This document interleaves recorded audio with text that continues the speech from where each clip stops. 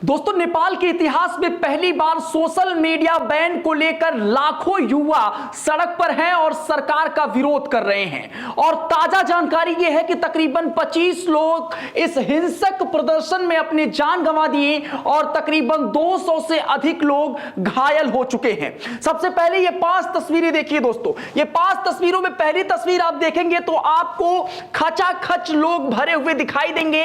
ये जेनजी लोग हैं, जेनजी संगठन है और जेनजी वो संगठन होता है जो 18 से 29 या 30 साल के बीच के होते हैं। लाखों लोग यहां पे आपको भरे पड़े दिखाई दे रहे होंगे और इस समय हालत बहुत नाजुक है नेपाल की राजधानी काठमांडू का और पूरे नेपाल में अलग अलग शहरों में।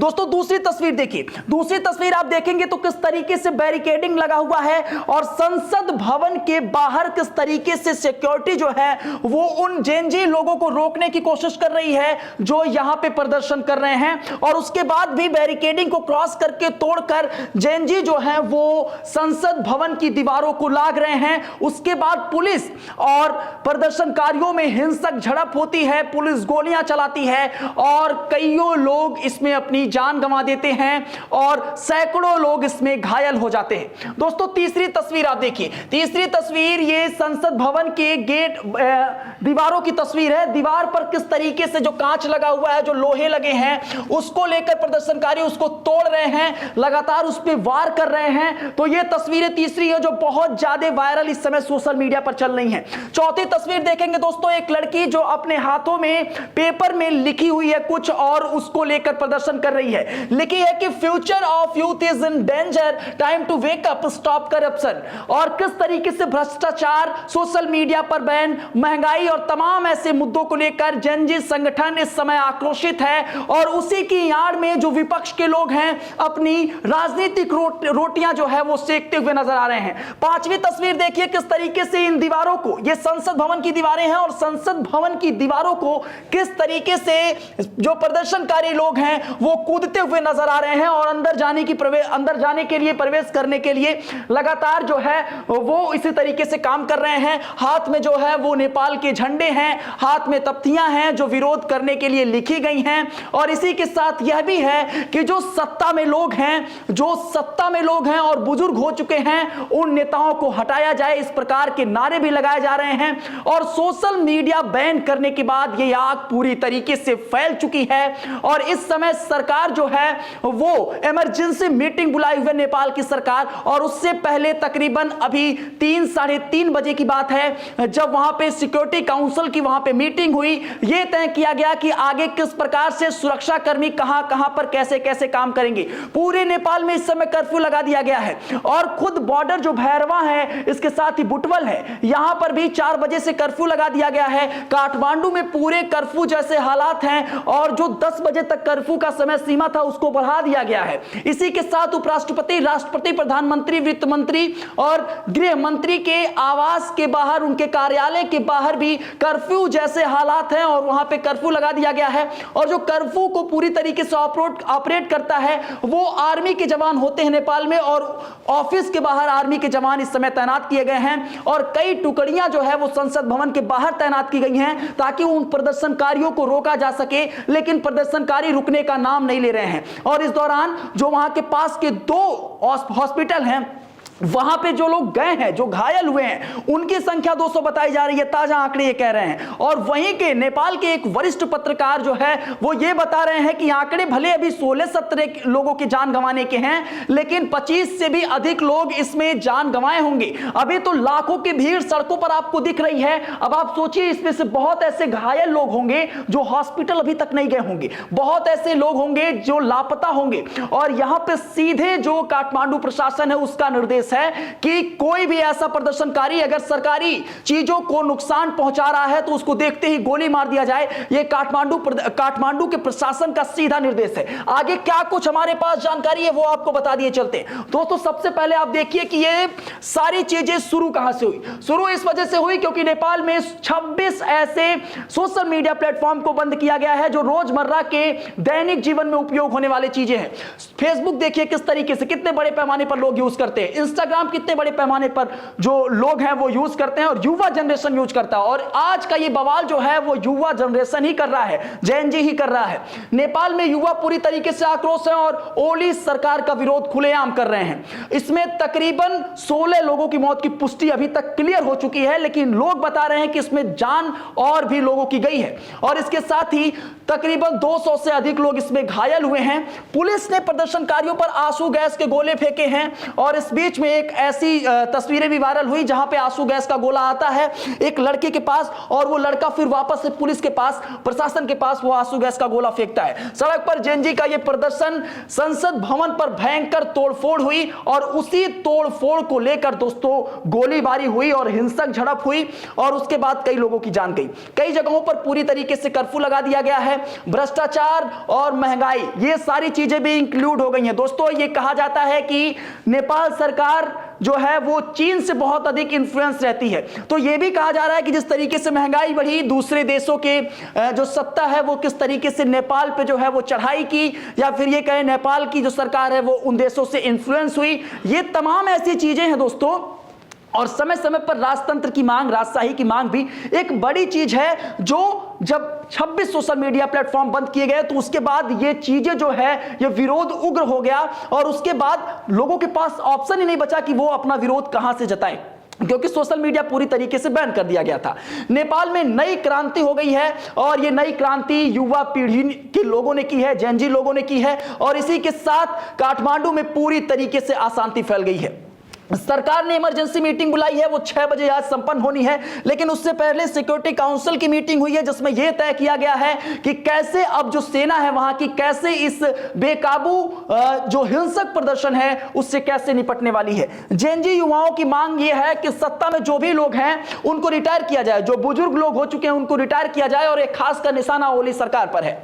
जेनजी के प्रदर्शन में विपक्ष के लोग भी शामिल हैं, यह कहा जा रहा है, क्योंकि राजतंत्र की मांग लंबे समय से है और लंबे समय से डेमोक्रेसी जो है वो भारत नेपाल में चली आ रही है। तो इस दौरान जो जेनजी के प्रदर्शन हो रहे हैं तो इसमें यह कहा जा रहा है कुछ उपद्रवी तत्व इसमें घुस आए और इस जो शांतिपूर्वक प्रदर्शन का आह्वान किया गया था वो हिंसक हो गया। इसमें प्रमुख पार्टियों में आरपीपी, सीपीआई ऐसे लोग हैं जो विपक्ष में हैं और यह कहा जा रहा है कि इन पार्टियों के लोग जो है उस प्रदर्शन में घुसे और उसको जो है उस प्रदर्शन का जो मूल उद्देश्य था उससे उनको भटका दिए। तो यह पूरी जानकारी अभी तक एकदम लेटेस्ट जानकारी है जो अभी तक हमारे पास आई है। इसी के साथ आपको यह बता दिए चलते हैं कि आखिर नेपाल में कौन कौन से ऐप बैन हुए। सबसे ज्यादा जरूरी है कि फेसबुक बड़े पैमाने पर लोग यूज करते हैं। फेसबुक बंद हो गया, इंस्टाग्राम बंद हो गया, व्हाट्सएप बंद हो गया, यूट्यूब बंद हो गया, एक्स बंद हो गया, तमाम ऐसे प्लेटफॉर्म हैं जो बंद हो गए। लेकिन सबसे बड़ी बात है कि ये प्लेटफॉर्म या फिर ये सोशल मीडिया साइट अमेरिका के थे। तो अमेरिकी सोशल मीडिया साइट जो है वो नेपाल में बैन कर दी गई। इसका एक कारण यह भी माना जा रहा है कि क्या नेपाल जो ये स्टेप, ये कदम उठाया है अचानक, जो पूरी दुनिया को झकझोरने वाला कदम है कि अपने देश में इतने बड़े पैमाने पर जो है रोजमर्रा की जीवन में उपयोग की जाने वाली लोगों की मूलभूत आवश्यकता वाली चीजों को बैन कर दिया गया। तो इसमें नेपाल के ऊपर यह आरोप लग रहा है कि क्या कहीं नेपाल जो है वो चीन से इन्फ्लुएंस होकर ये सारा काम तो नहीं कर रहा है, क्योंकि चीन और अमेरिका में इस समय थोड़ा सा तनातनी चल रही है। तो ये कारण भी हो सकता है। लेकिन उससे पहले ये सोचें आप, लेकिन उससे पहले मैं आपको जरा कुछ चीजें क्लियर कर देता हूं दोस्तों। चीन का जो एक ऐप है टिकटॉक नेपाल में अभी भी चल रहा है। वो कारण यह है कि 2023 में दोस्तों जो नेपाल है वो एक ऐसा कानून लाया जो टिकटॉक, यूट्यूब और तमाम सोशल मीडिया प्लेटफॉर्म के लिए एक चेतावनी था और उस दौरान 2023 में टिकटॉक बंद किया गया और 2024 में खोला गया। कानून ये था कि कोई भी सोशल मीडिया साइट, कोई भी सोशल मीडिया कंपनी अगर हमारे यहां चलने वाली है तो उसको अपना एक मेल जोल ऑफिस खोलना पड़ेगा, एक ऐसा ऑफिस खोलना पड़ेगा जहां वो अपने रिप्रेजेंटेटिव रखें, ताकि अगर सरकार उन प्लेटफॉर्म से कोई भी ऐसी चीजें पोस्ट होती हैं जो समाज में अनिश्चितता फैलाती हैं, गलत चीजें प्रकाशित करती हैं, तो वो चिन्हित कर पाए। और वो चिन्हित किससे करेगी? वो जो रिप्रेजेंटेटिव वहां होगा वो उनको जानकारी दे कि ये कहां से, कौन है ये जो ये कंटेंट अपलोड किया है। तो सरकार बस ये चाहती थी कि चाहे यूट्यूब हो, चाहे फेसबुक हो, चाहे इंस्टाग्राम हो, चाहे व्हाट्सएप हो, ये तमाम जो कंपनियां हैं ये अपना एक रिप्रेजेंटेटिव वहां पे रखे ताकि सरकार सरकार जो है उनसे जवाबदेही तय कर सके। तो ये चीजें थी। और उसके बाद हुआ ये कि टिकटॉक ने तो अपना ऑफिस जो है वहां पे सेटअप कर लिया, लेकिन और टिकटॉक ऑफिस जब सेटअप हो गया तो टिकटॉक वहां पे बराबर अब चल भी रहा है। लेकिन दूसरी कंपनियां, जो भी अमेरिकी कंपनियां थी, वो ये सोची कि इतना छोटा मार्केट नेपाल बहुत छोटा सा देश है और बहुत ज्यादा मुझे लगता है कि अमेरिका इस पे ध्यान भी नहीं दिया होगा। तो जो अमेरिका है, अमेरिका की तमाम सोशल मीडिया कंपनियां हैं, वो ये सोची कि 2.5 से 3 करोड़ जो लोग हैं वहां पे कितनी रेवेन्यू जनरेट हो जाएगी अगर वहां पे हम अपना ऑफिस डालते हैं, तो उससे ज्यादा तो खर्चा पड़ जाएगा। इस वजह से शायद सोशल मीडिया जो वहां पे चल रहे थे, जो भी अमेरिकी सोशल मीडिया साइट वहां पे चल रहे थे, वो इसी वजह से वहां पे अपना ऑफिस सेटअप नहीं किए। लेकिन ये पहली बार नहीं है, ये 2025 में जब रूल आया, 2023 से ये सारी चीजें हो रही हैं। 2025 में 28 अगस्त को ये कहा गया कि अगर जितनी भी सोशल मीडिया साइट्स हैं, 7 दिन का अल्टीमेटम दिया गया कि अगर आप हमसे कंफर्म नहीं करते हैं कि आप सारी चीजों को कब तक तय कर देंगे जो हम बता रहे हैं 2024 के डिजिटल, यही वो चीज है न्यू डिजिटल लॉ 2025। इसमें सुप्रीम कोर्ट ने भी सहमति दे दी और उसके बाद ये कानून बना। और 7 दिन का अल्टीमेटम जब दिया गया, उसके बाद कंपनियां जो सोशल मीडिया साइट की थी वो रिस्पॉन्ड नहीं की। तो उसके बाद 2 सितंबर को तमाम सोशल मीडिया प्लेटफॉर्म, तकरीबन 26 सोशल मीडिया प्लेटफॉर्म को बंद कर दिया गया।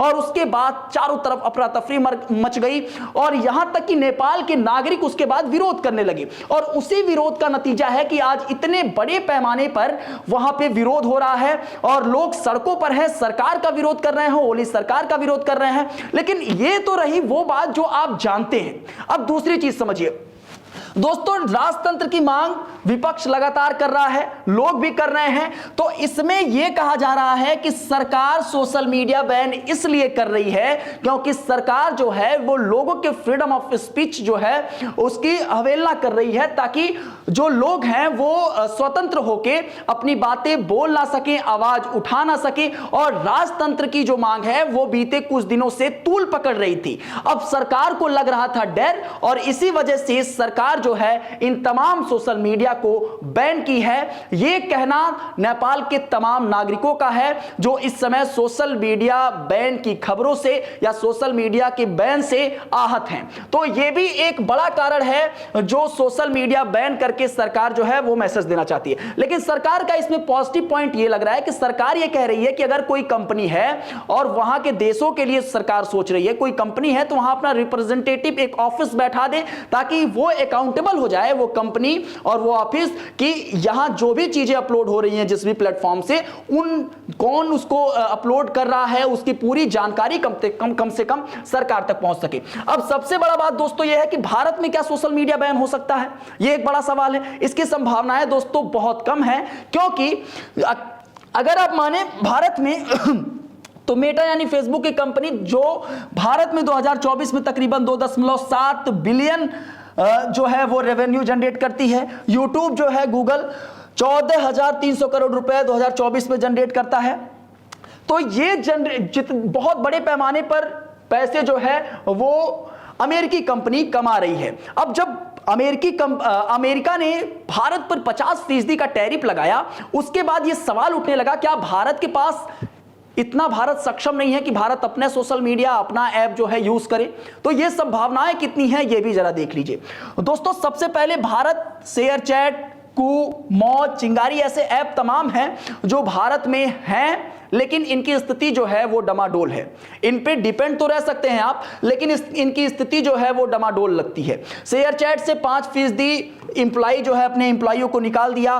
कू 2024 में इसे बंद कर दिया गया और 2020-22 के अंतर्गत ये बहुत अधिक हाइप पे था। मौज जो है वो भी इस समय चल रहा है लेकिन उतना अधिक प्रचलित नहीं है। चिंगारी अपने 50% इंप्लॉइयों को निकाल दिया। तो जो कह सकते हैं कि स्टेबिलिटी है वो भारतीय ऐप या सोशल मीडिया साइट में नहीं दिख रही है।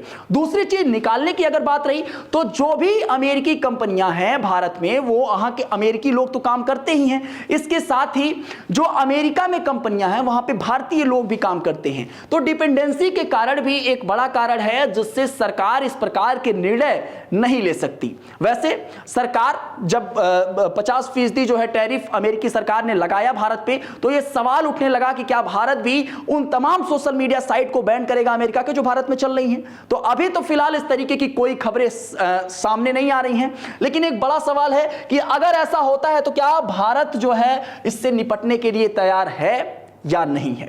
लेकिन अभी मौजूदा हालत जो नेपाल में आपको दिखाई दे रहे हैं उसको लेकर आप क्या कहेंगे?